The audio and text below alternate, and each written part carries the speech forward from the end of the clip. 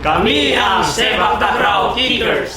Naglaro tayo ng kakatapos lang na 19 Asian Games sa Hangzhou, China. Then nakakuha tayo doon ng 2 bronze sa Rigu event and sa quadrant event. Ang larong Sepak Takraw kasi ay binubuo siya ng mga components na pwede kang gumamit ng paa, tuhod, ulo, except ang kamay.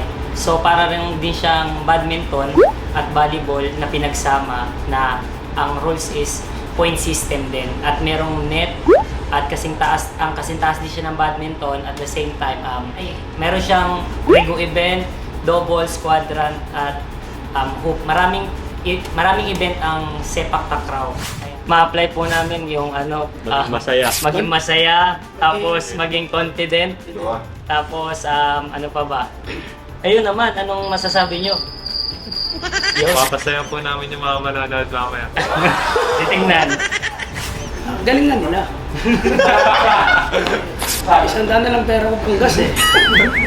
Kasi mukhang hindi sila mananalo kasi mga English speaking. Sipa dito, sipa doon. Sure na sure kaming champion.